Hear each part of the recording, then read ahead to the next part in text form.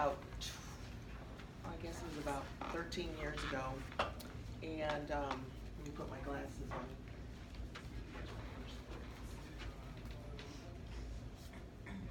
Because I wanted to share and give back. I've been doing hair for 40 years. This is 40 years as of January 2020. I went to beauty school in 1980, a quarter of a mile down the road. You know where Target is? Right down here? Well, right out in front of Target was LaPlante Beauty School. Does anybody know or even know that there was a LaPlante Beauty School there? I see one nod. Yeah, do you know anybody who went there? No. No. Well, Jack LaPlante was a pretty amazing teacher, and he taught my basic training class. And I really hated it.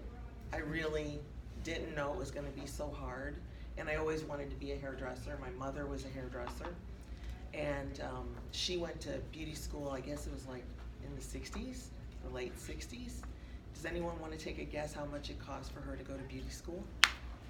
$300. $300. Yeah, Less. $150. Less. 75. Oh my gosh. $99. Wow. And it was Excella, and it was in Florissant. I was raised in Florissant until we moved out here in Baldwin. When I started beauty school, my kit was $99. So, and I don't have no idea what your kits cost. I don't know if there's a separate cost for your kit, but It's all included in there. okay. So there's 3 generations of hairdressers. I'm in the middle. My daughter became a hairdresser. I don't know if you've ever heard of Joy Lovelace. She's a makeup artist. She's doing really well. She started with MAC. So my mother's a hairdresser. I became a hairdresser at 17, went to beauty school. My daughter went to beauty school at 17. So from all of what I've learned, if you want longevity in what you're doing, how many people see this as a long-term career for themselves? Pretty much everybody. So does 40 years sound insane? No? No? Is anyone in here first generation or second generation hairdresser? You have mothers that are hairdressers? Isn't it wonderful? Isn't it great having a mom for a hairdresser? They're artists. Artists are free, you know, they're free sort of people. So, I don't know if you guys saw this. I brought in my scrapbook. Did anybody see the scrapbook? Okay, well I asked that they let you see the scrapbook so you know who I am before I came. So I was hoping that this could be like an open format that you could ask questions. So the joy factor, and it's all about you, was something that'll carry you through all things in life. Because once you realize that it's all about you, meaning how you think is what you bring about in your life, then you can start trusting yourself, and then you're developing your awareness of your own inner thoughts and ideas. In other words, if I'm thinking bad things, then bad things start to happen. Does anybody get that happens in life? Okay. So you possess the power. You possess the power to bring out the beauty in others. It's not a certain scissor. It's not a certain hair color. It's not a certain product. It's you. And once you start developing your style and your sense of what you want in life, and that takes time. I don't know, the average age in here is fairly young. There's any older, everybody in here is under what, 25? No? No, it's a pretty big range. It's a nice range. Anywhere from like. Well, y'all look 19 young. Yeah. Everybody looks young. Okay. So, trusting yourself. The scariest thing that I probably experienced as a hairdresser was leaving the very first shop that I went to work in Mason and Clayton Road. My mom had 3 German friends. She was German. They thought Americans were lazy and they were never going to hire another American in their shop. And I got hired by them. I learned a ton because I don't know if you know, in Europe you have to apprentice for at least 3 years. Wow. Before, so I think anyone could become a hairdresser. I mean, if you practice something for 3 years, I think you would be able to become a hairdresser. But in this, you know, like when I went to school, it was 1,200 hours. It's 1,500 hours now, right? 1,500 hours. So you have to have a gift. You have to have a knack for what you're doing, because it's not easy to get it all done in that amount of time. So apprenticing is how most people learn in Europe, period. Whether I worked for John Philippe, he was French. I worked for Sal Vitale, he was Italian, which it sounds Italian, doesn't it? Sal Vitale. But when I left the first salon after 3 years working with German men, I was really nervous, but I don't know how I did it. It was the only salon I ever walked in my life, besides that one. Never interviewed anywhere, just went straight into the salon. I go into Sal Vitale salon in Plaza Frontenac. And here I am, I worked in a basement salon. I mean, like, there's no walk-by traffic where I worked. I end up interviewing with Sal, and everybody was telling me, oh my God, he's gonna tell you one thing and do another. And I didn't listen to people. I just trusted myself and what I was feeling inside myself with that person, because everyone said he had a terrible reputation. Don't go there.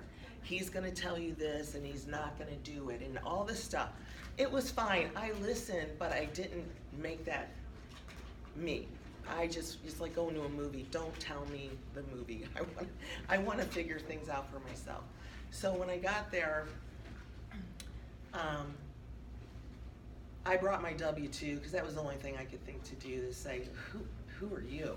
You know, I just go in there and interview with them, and you know, he wanted to hire me, and he said, you know, well, you'll probably do hair shows with me too. And I'm going, what? Are you kidding? Hair shows? I mean, I was all on board. So now I'm going from a $9 haircut to an $18 haircut, and I have to justify that to myself going into this place. And now I have walk-by traffic. When you work in a hidden place, you have a reputation. Everybody who comes to you, there is a comfort. And when people come to you, that they already know your work. Like, isn't it nice when you have a referral? So now what? You don't have to explain everything to them. You don't have to go, oh, well, I went here, I took Sassoon, and I took this class, and you know, you don't have to explain yourself. And that's a lot of work. So it's nice when someone comes in and is a referral and they sit down. So this was my first real experience at, straight off of walking through the mall, someone coming in, and they, you know, and I have to perform. And I think not until recently did I really understand, how is it that you know what to do for someone? That it's almost like magic. I mean, you have a sense, you guys all learn your craft. You're learning the basics, you're learning the foundational things. But when you're dealing with a person, it's a heart-to-heart situation. It really is. I mean, if a person doesn't feel good about themselves, they're not going anywhere. They're not going to do anything. And your hair isn't, if the hair that you give to them or that style doesn't move them, then it's not moving other people. So you make a dramatic difference in the world. Because think about it, if your hair looks like crap, are you going anywhere? I mean, you're not going anywhere. If you ever had a bad haircut, I mean, a really bad haircut? Well, I've had short hair my whole career, and I learned to cut my own hair because I could not. I had one guy that worked for me that could really give me, a lot of men would give me a very masculine cut if they were not gay. But I had a gay guy who cut my hair, and he did it to the max, and it was awesome. But he was the only person that could, because he was like a balanced, feminine, masculine thing for me, because I didn't want to look like a guy. the 80s was very big with big hair, and everyone had big hair, and I had really fine hair. Now I'm trying to have big hair. I'm going back to the 80s. It's almost here, isn't it? Okay, where are we now? Let's see, 2020. Okay, so that was the scariest thing. So here I am. I have these wealthy, rich people that can intimidate me, and I have to perform and make them feel like they're fantastic and beautiful. And it's what you have to do is stop and really access the divine. Because within that moment that you stop, and this is what I did, literally, this is what I did almost every hairstyle I ever did, and people always would tell me, you're magic. They still tell me I'm magic. It's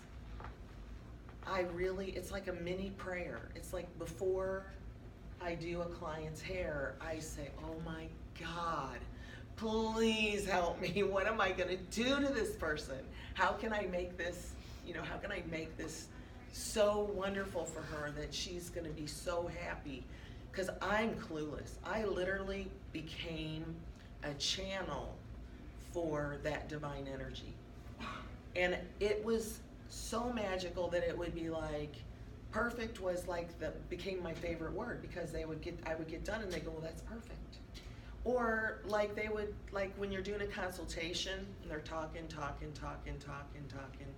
and you're listening and listening and listening, and then you have to listen to what they're not saying. And that's reading their body language, and that's just being intuitive. So my business cards, if you look, it says intuitive hair artist. It's kind of interesting. Today I'm going to a friend of mine who coined me the hair artist a long time ago. She is a professor, or she's a professor of philosophy, and she's now a counselor. She had to go back to school after becoming a professor. She had to go back to school for 2 years to be a counselor. I've been doing that my whole career. So anytime that you have 10 years of experience, you know what they call that? A PhD. You have life experience. So you might feel bad, well, I didn't go to college. I've always felt bad. I didn't go to college. I'm not that smart. But see, how much more is it interesting to listen to someone's life experience than someone who just learned something from a book? So life experience counts. So for every 10 years, okay, this is 40 years, I have 4 PhDs.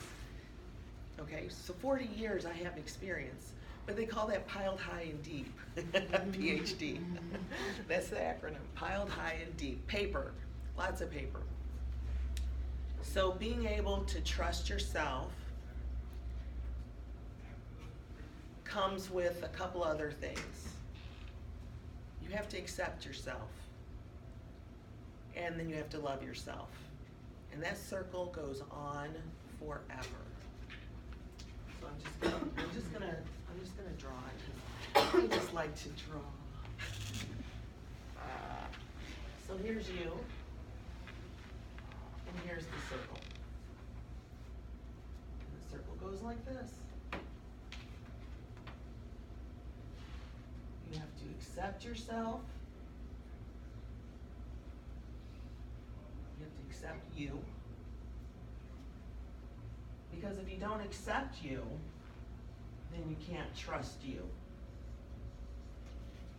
And if you don't trust you, you can't love you. Does that make sense? So you want people to trust you with what? Their hair. To me, my hair was everything growing up. If it didn't work right, I was immensely upset. I don't know, I don't know, are you guys like really into hair? I was really into hair. I wanted my hair to be absolutely perfection all the time. My dad would always say, are you waiting for someone to discover you or something? Because it took me forever to get out of the bathroom when I was growing up. And then he'd laugh and say, he's passed away, but he would laugh and say, oh, it looks like you fixed your hair in front of a jet engine. because like, you know, the Farrah Fawcett days, you know, where everything had to be swooped just perfectly, and I come out with the hairspray and everything's swooped. So, anyway, Yeah, it's nice. Yeah.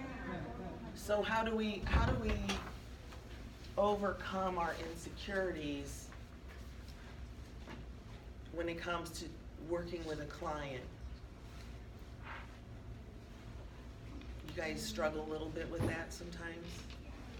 Being a little bit like, am I really gonna make this person happy? How can I perform, you know, to make her hair do what it needs to do?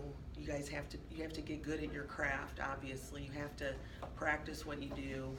Do you guys get a lot of clients here? Or is there Fake it till you make it. fake it till you make it? Yeah. Yeah. That's a good one. I think what hurt beauty schools as far as clientele, because I don't know if you have a lot of clientele. When I went to beauty school, we had 30 people on a Saturday or Sunday. And I mean, they were lined up and numbers, everybody got a number. It's like a bakery. When we look at, so yeah. Do you wanna know, does anyone have any idea, how many people do you guys get as far as clients in a week here? I mean, What's we're pretty busy. You're pretty busy? Yeah. That's good. We at least have probably, I don't think there's ever like really, right, the last couple weeks it's been a little bit slow, but that's because the holiday season. But before, and now it's picking up, there's always somebody in our chairs, I feel like. I don't think there's ever really not people. And Saturdays are super busy, Thursdays are really busy. Great. So that's really important that you have enough practice. Cause I know for a while there, a lot of students were just working on each other and not really having many clients. And I know because they decreased the prices when Great Clips and all of that came out, and they, you know, cause beauty schools were charging like $6, maybe when I went to beauty school for a haircut. I don't know, what do you guys charge here? I think it's like 13? So you get to have a little bit of practice then, that's great. When we begin to allow ourselves, I don't know where I'm going with this. Let me think about something. Let me read this, because this is what I was gonna read when I came in. I have been so incredibly blessed to share this incredible feeling of pure joy that I feel every day. I am licensed to touch people and elevate their spirits for good. Spiritual cutting is a compilation of wisdom coming together in one book, which I haven't written yet. This is what I wrote 11 years ago. But I was beginning it that day. Okay, I was feeling all this immense love for this wonderful job that we have. Spiritual cutting is a compilation of wisdom coming together in one book. Hair has always been important to expressing ourselves about what is going on the inside out, really. Also, we send messages of change coming from the inside to the outside world. So that's when a woman gets married, what does she do? She cuts her hair. She has a baby, what does she do? She cuts her hair. We use our hair to express ourselves. So as we dress the body, we dress the hair in the same manner. A great haircut that moves you, moves others. How you feel, your energy is spread to others. I always have been a deep person. I was always looking beyond the surface. So I'm interested in making a person look good, but more I'm interested in making them feel good.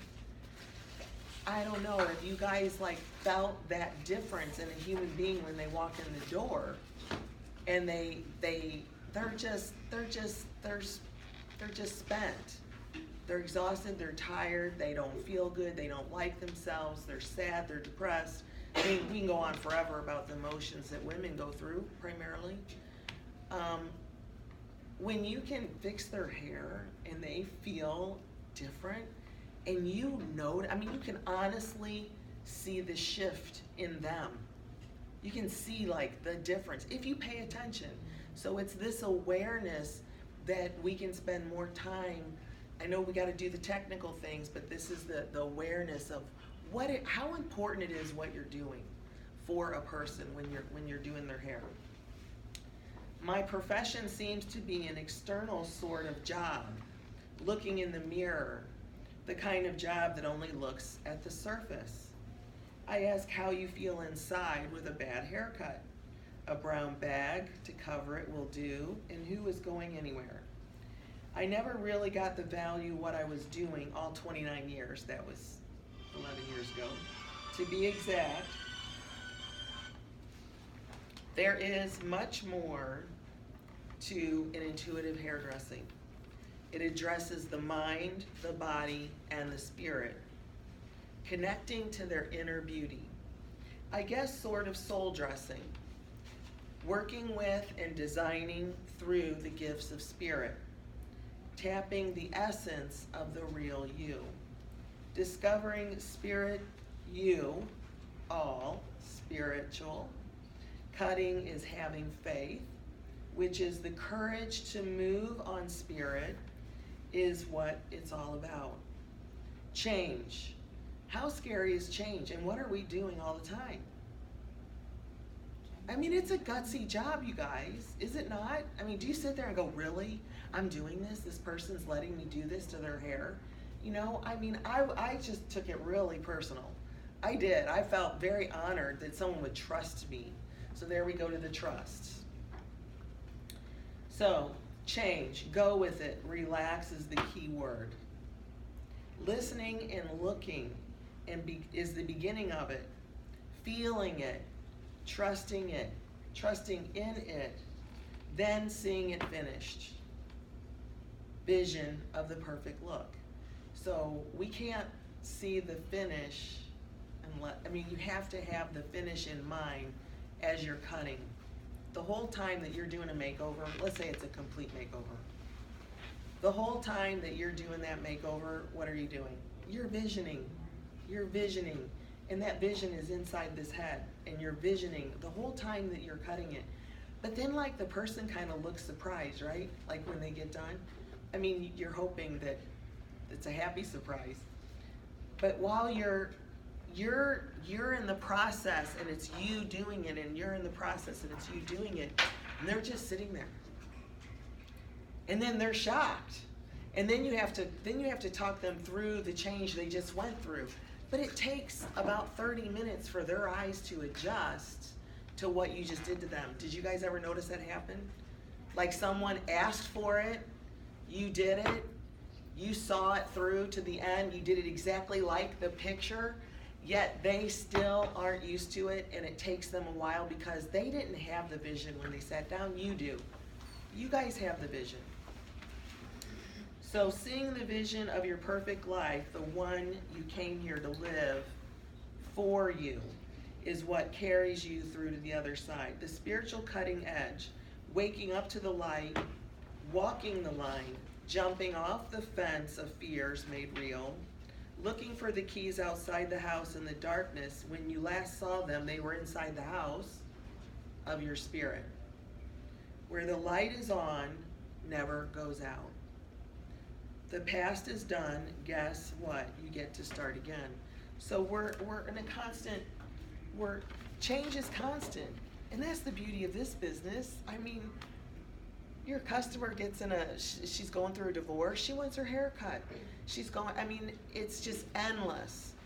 But how are you going to continue to love your job and love what you do when it's sometimes difficult? Is you just keep loving people. Because that, I think, is what carried me through 40 years.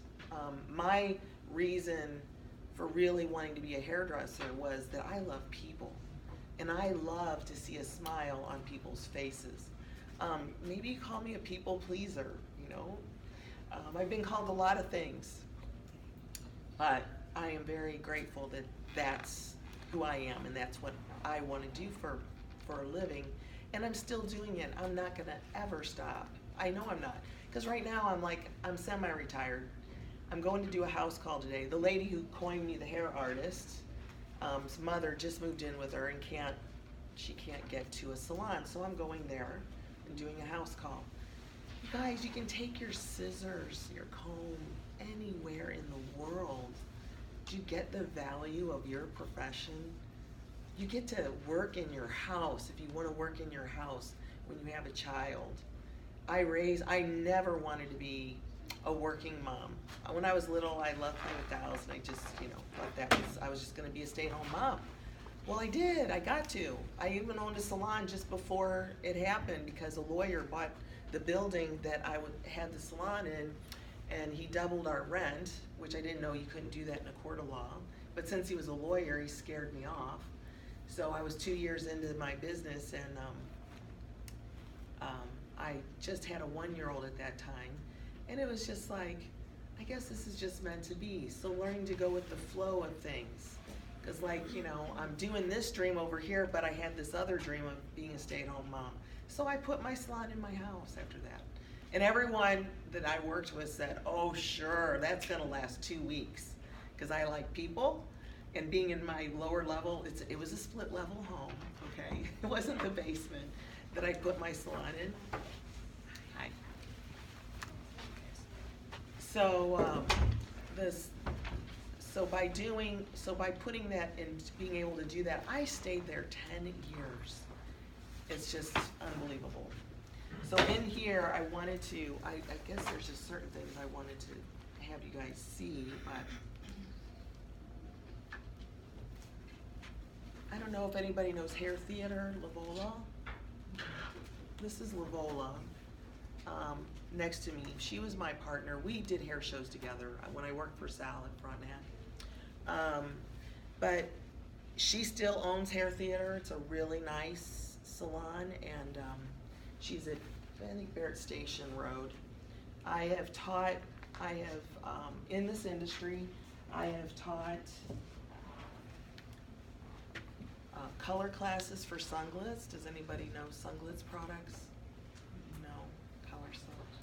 Well, that's something that I've done. I've taken a Sassoon course in Toronto in the beginning. When I started working at that nice salon, I had to figure out how to earn the $18 haircut. I thought, oh, I better learn some more stuff.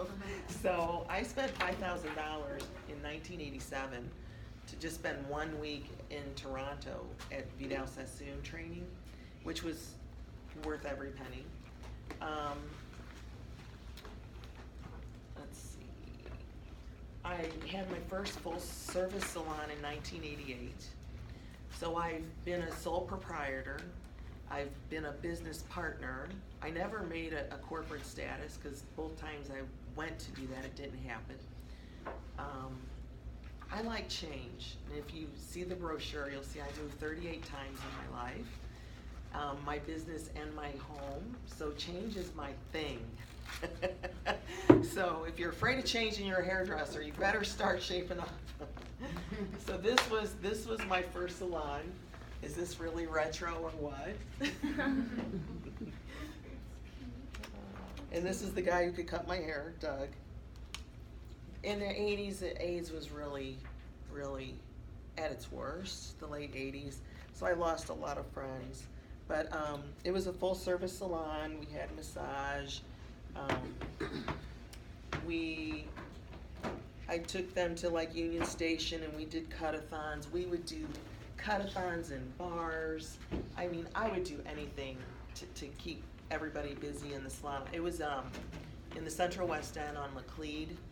I opened the doors December 2nd, 1988, and my dad died 20 days later in a car accident, and we were at our Christmas party when I got the phone call, and it was very tragic, and it was difficult for me to move through all of that. I only stayed in business 3 years, and when you go in business, the biggest thing that you get to do is do it your way, but it's a lot of work, and it's a lot of money, but it was a great experience that having my own business, I wanted you to have an open format to ask me questions. So I'm going to start telling you a little more what I did, and I want you to ask questions if you have any. My salon did grow bigger here, and that's when I said, okay, I can't do this anymore. It was too much for me, because it was like my customers were like, where did Diane go? Because like they would come in and they would see the serious Diane, because I'm a business owner, and they didn't see that Diane before. So it was really, really hard.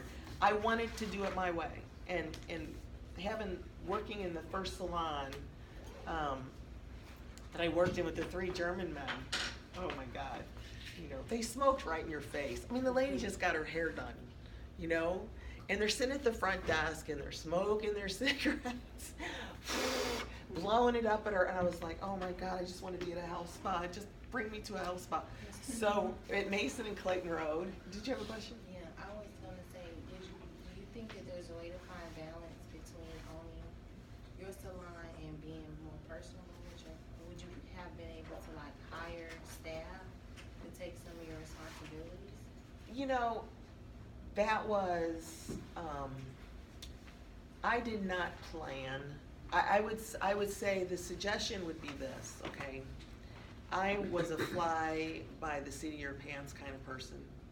I'm not a planner. To me, planning just kind of takes all the fun out of life. I just don't care for a plan too much. But if you plan to have a business, yeah, you can absolutely know that this is not the part that I'm going to do. Or I hired the guy next door at there was like a Federal Express Kinko's. There was a Kinko's next door, and he did all my book work. And I at least had that. I mean, because I definitely knew I was not doing the book work or the payroll. But it just, you can't even help it. You know what I'm saying? I don't even know. It's just like you're the teacher and you're the student, and suddenly you're the teacher, and now you have to be the one that everyone comes to. And I know one girl, she would drive up in her Corvette, dressed to the nines. I was in my Design 2000 harem pants, which I wore them every day back in the 80s. And it was like, I'm unpacking boxes, I'm wiping tar off the floor. You know, it's like everything is you. The whole place is you.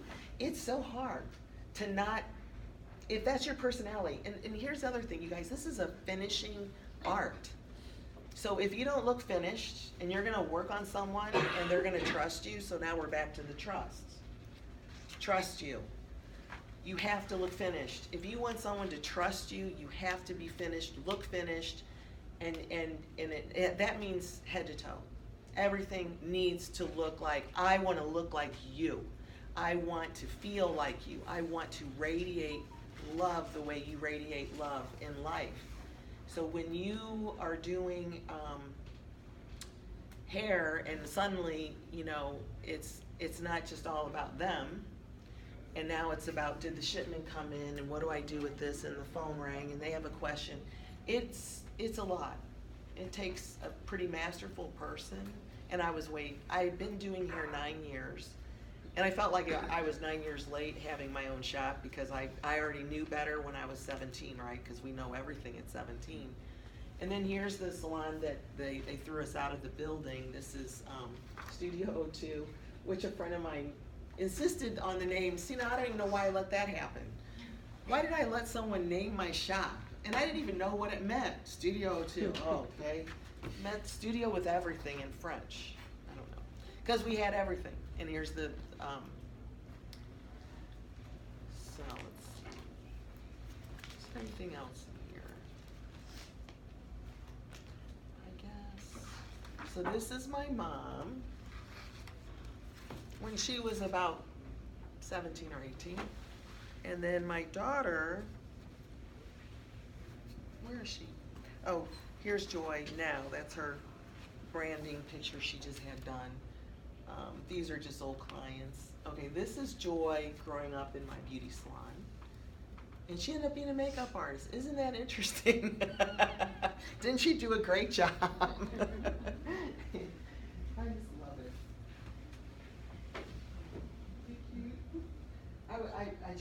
Marcia's picture yesterday.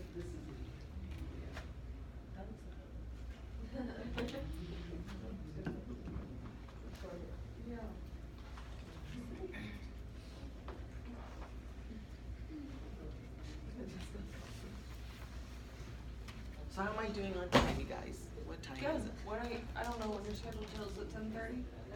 Or Yeah. 11? 10:07, so okay. Okay.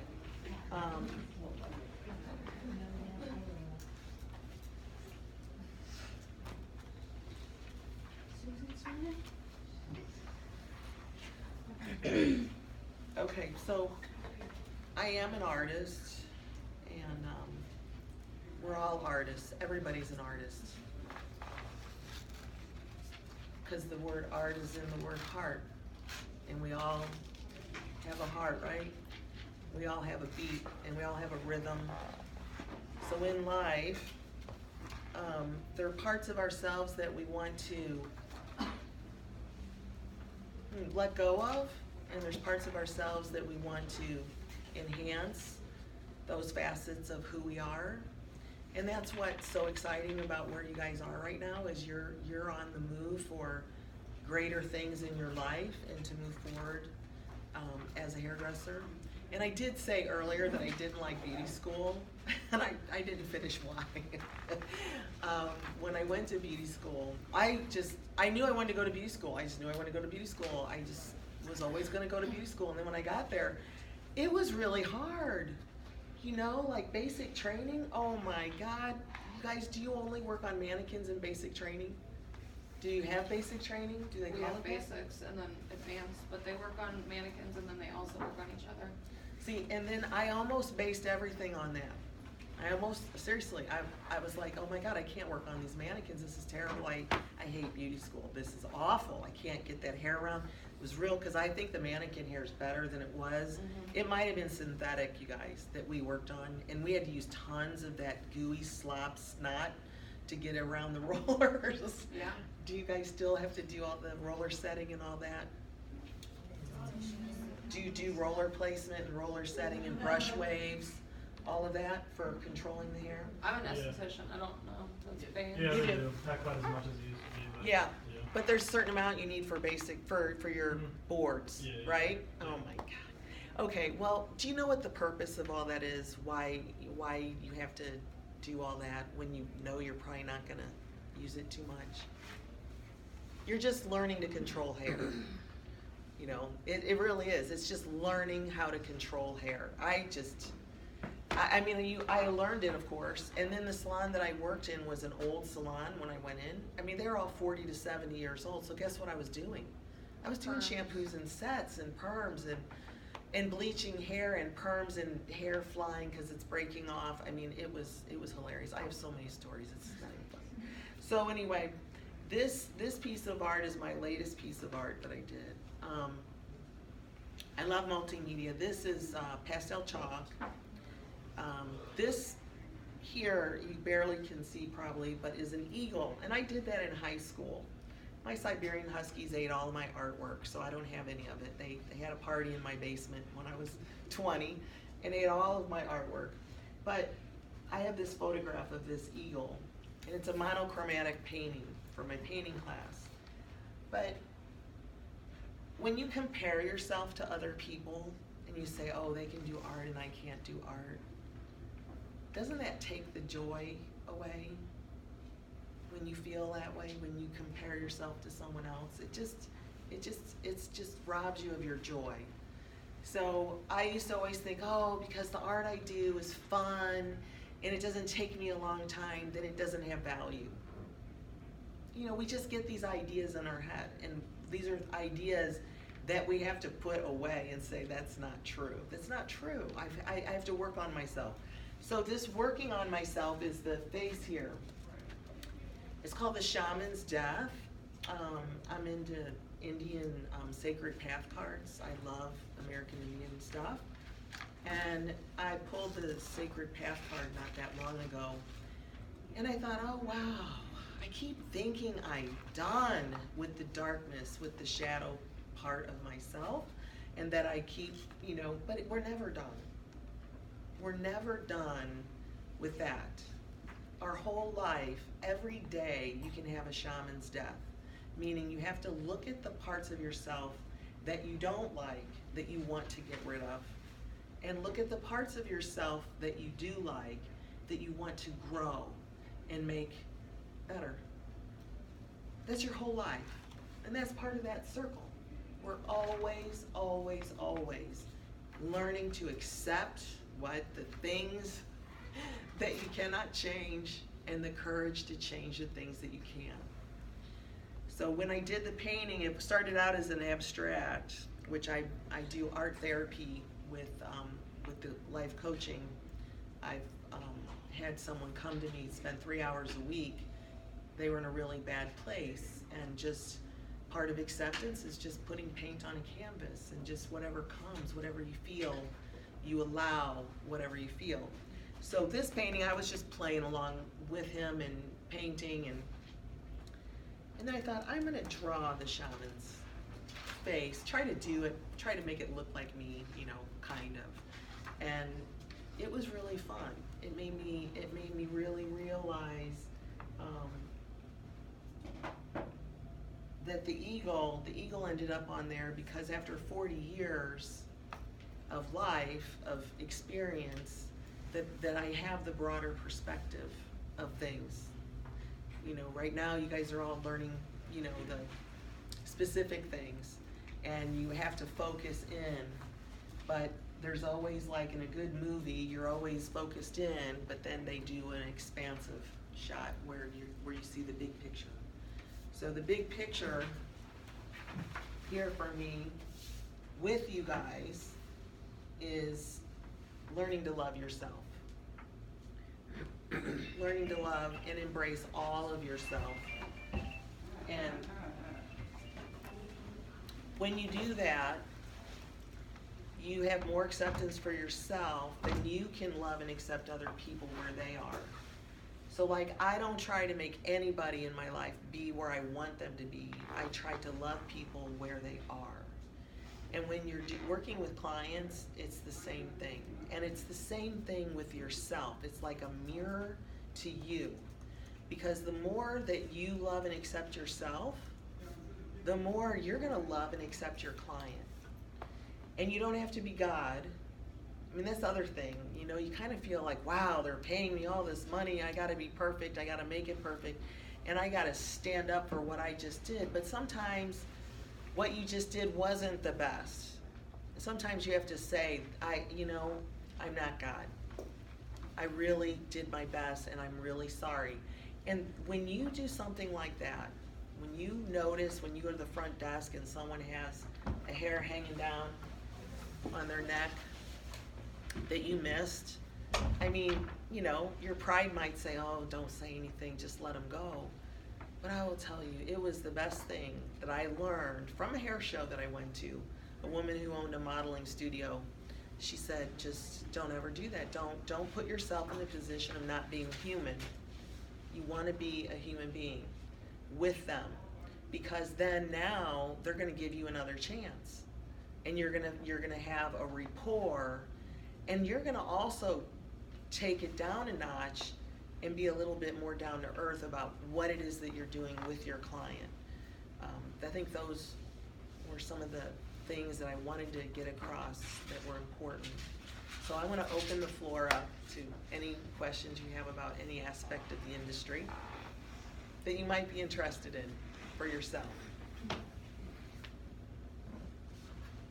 Yes? When was your first hair show? I was working for Sal. I was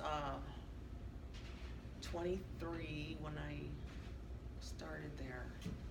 So I was probably 24, and it was for Helene Curtis, and it was really super cool. I mean, they had rooftop parties and limos, and I mean, I was treated like a queen. It was amazing. And then about the 6th hair show, I think Helen Curtis came up to Sal and said, well, this girl here, you stick with him for a while and you're gonna go places. Well, he quit doing hair shows. And I was part of his team. So that ended. It was over. I didn't end up doing anymore. It was just for, I guess, one season. 6 hair shows, yeah. Did you ever work for Buddy Walton if you were at South? Well, Buddy Walton was what Sal bought. That's what I thought, Yeah, yeah. he's, Okay, I couldn't remember if it was Sal before Buddy or Buddy before Sal. yep, and Sal did not get along with gay men. So most of Buddy Walton's staff Yes. left. It was awful. And he ended up going downhill within 3 years, because I think he paid $500,000 for that shop. And that's the other thing, when you buy a salon, you guys, when I bought my salon, the head producer of the salon, okay, like you're looking at the books, you're going, oh yes, everything looks really good. Oh yeah, I'll be able to make all my bills. And then the head producer finds out the shop's being sold and he leaves.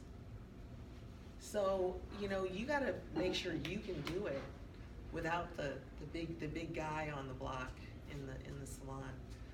So and that's what happened. It only took 3 years when he started not making coffee. The towels started looking like rags. The cleaning wasn't keeping up, and I had someone who wanted to invest in me to buy it, and then after we went through all of the paperwork with it, he said, "You're buying a blue sky. You know, you're gonna be in debt for the rest of your life." I'm like, okay, I'm not doing it. I had big dreams, I had big ideas. Good thing he saved me. So any other questions about anything? Yeah. What was like your high point, like your favorite part of your career, and why? What was my favorite part of my career, and then what, and why? And why? Yeah. And why?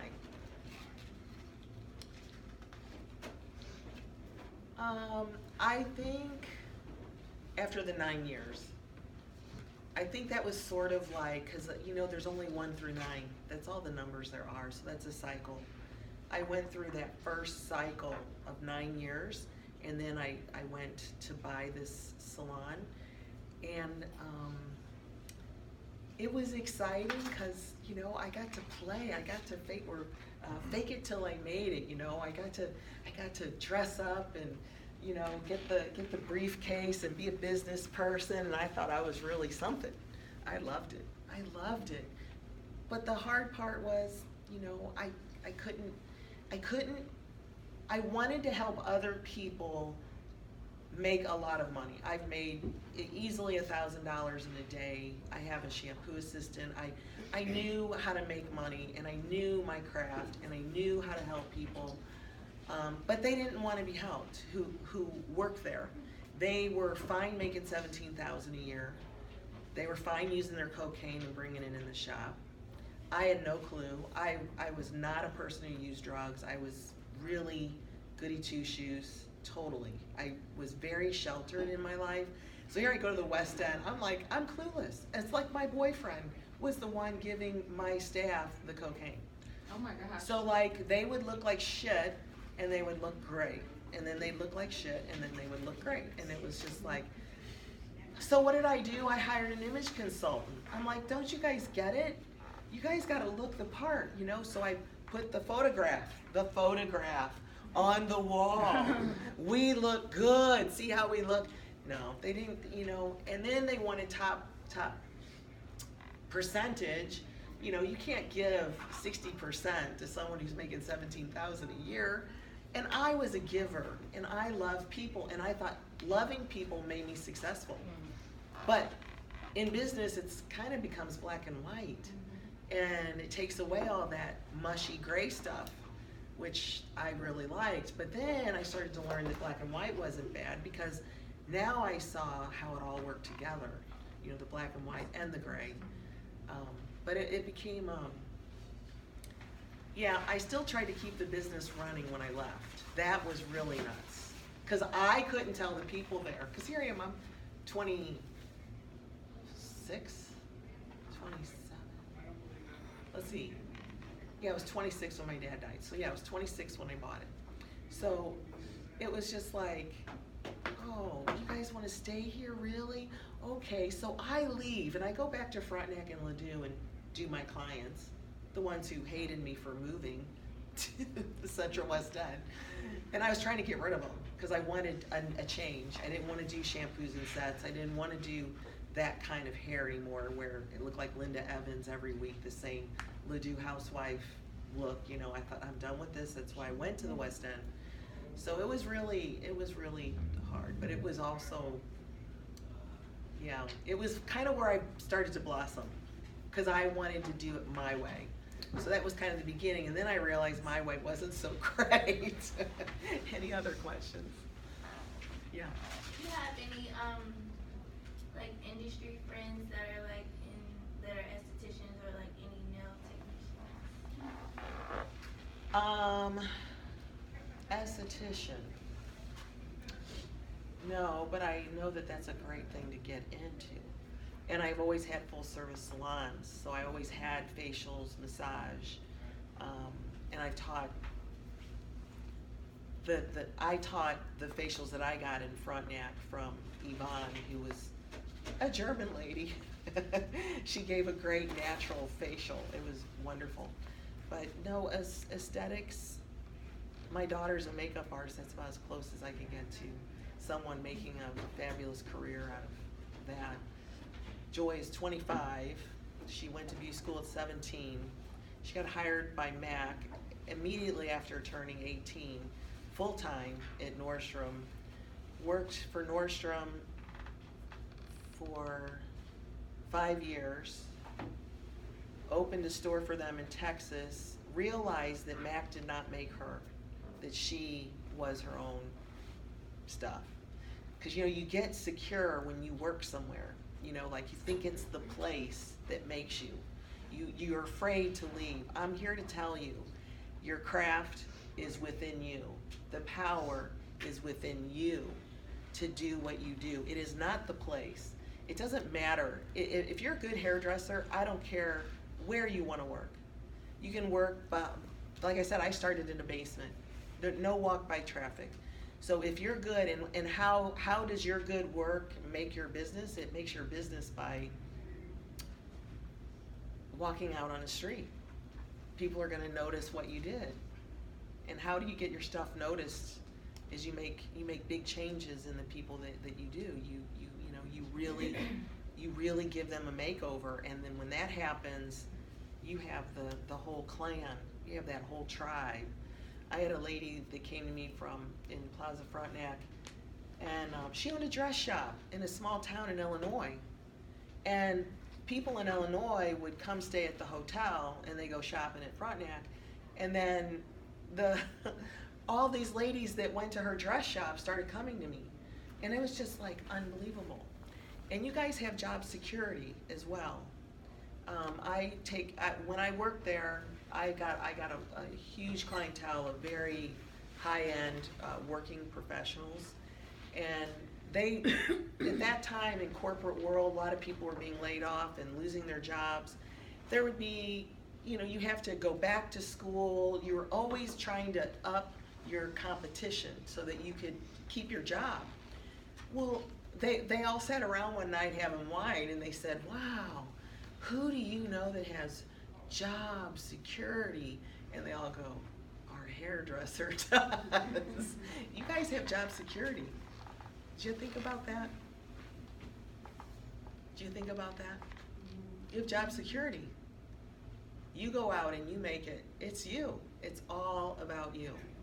Yes. You said you had a full service salon. Yep. So you had an esthetician in your salon? Mm-hmm. Okay, and you said she did natural facials? Well, in other words, like I know there's all the mechanics they have now. Mm-hmm. It's just meaning that it was steamed towels. Oh, okay. And not the steamer and just the bowl of water and the environment that she created. Oh, okay. And yeah, it's a little bit different. Just more of a relaxing. Not so much we got to get your pimples, we got to get your wrinkles. It was more of a relaxing type of facial that left the woman just very fresh. And see, in Europe, it's very normal and natural. My mom's from Berlin, Germany, so it's very natural to just get facials. That's just what they do. This is like a thing here that it's not so, you know, everyday happening unless someone wants to attack something on their face. I gotta get rid of this, and that's why they come for a problem. But it's a very relaxing, you know, thing to get. So, questions?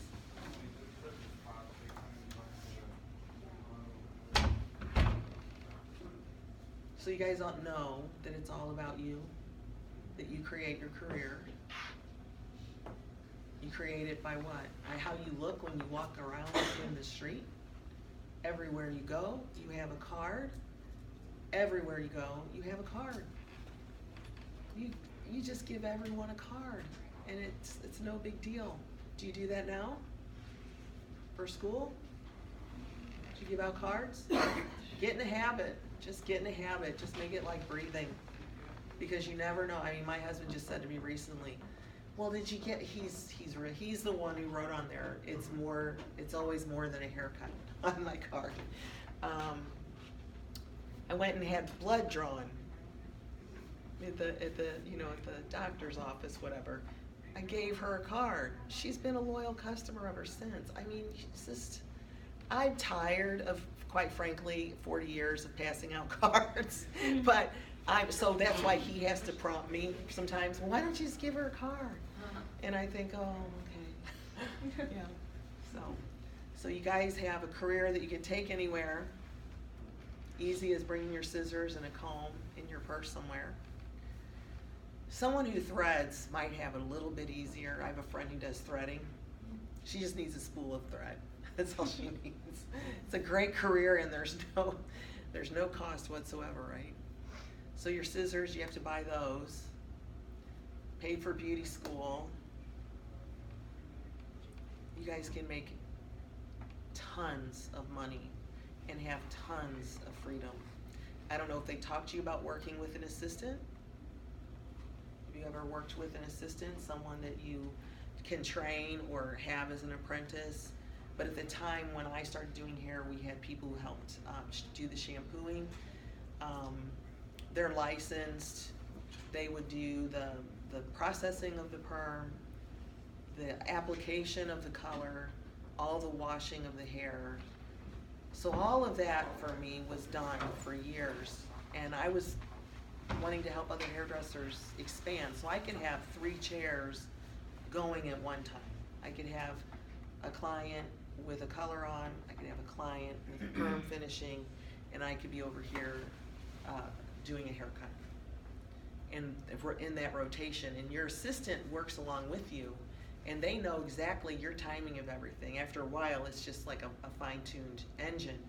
So there's a maximum amount of money that you can make, but then see, after I reached that, it's like, okay, I can't work more than 12 hours a day, open the shop, close the shop, do the towels, fold the towels, wash the towels, and start over again. Working for other people, I thought the only way I'm gonna increase this is to help other people, and then I can maybe increase my income. But I didn't even really care about that, which is evident.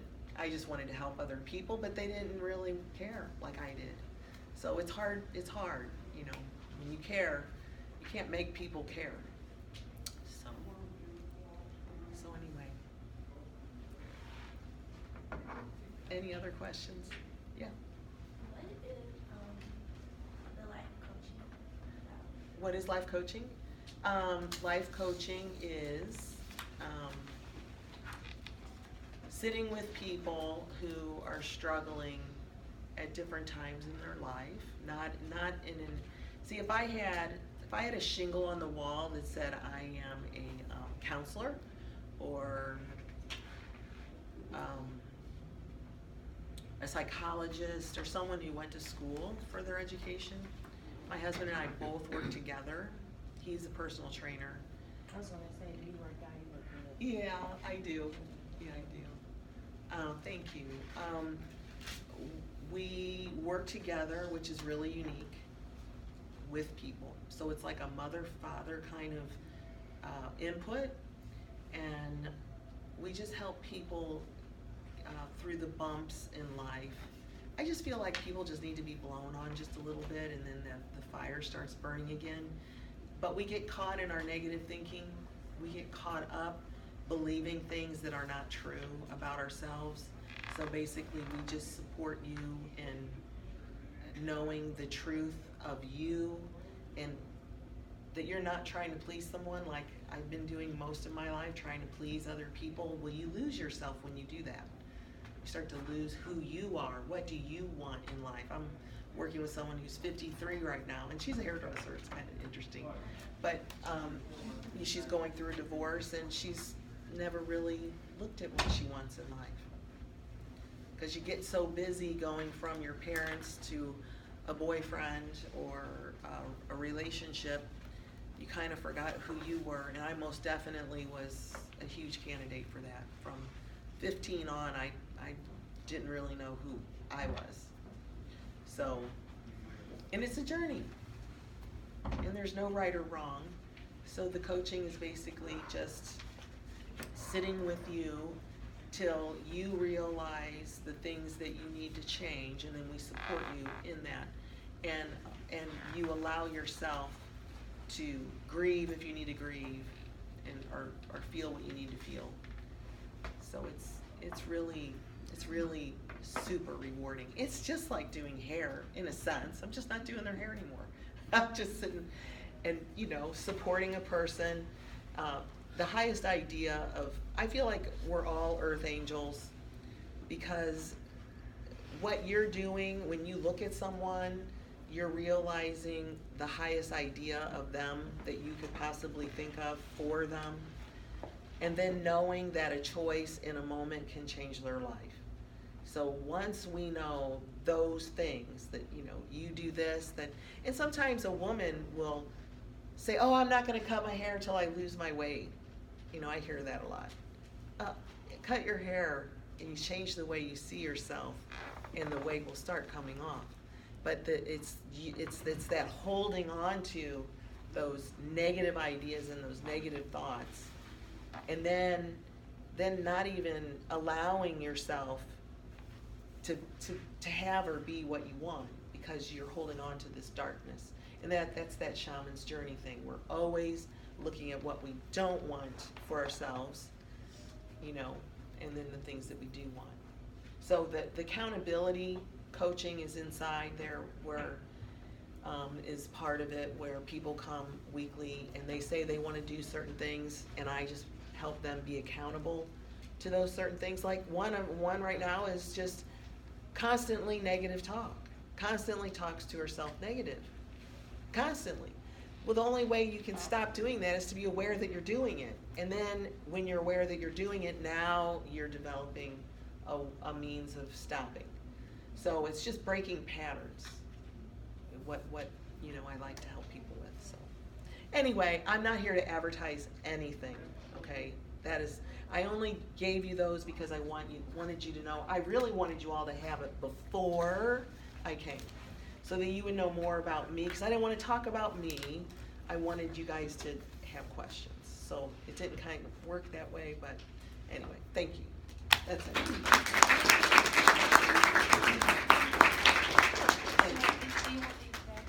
No, those are for you.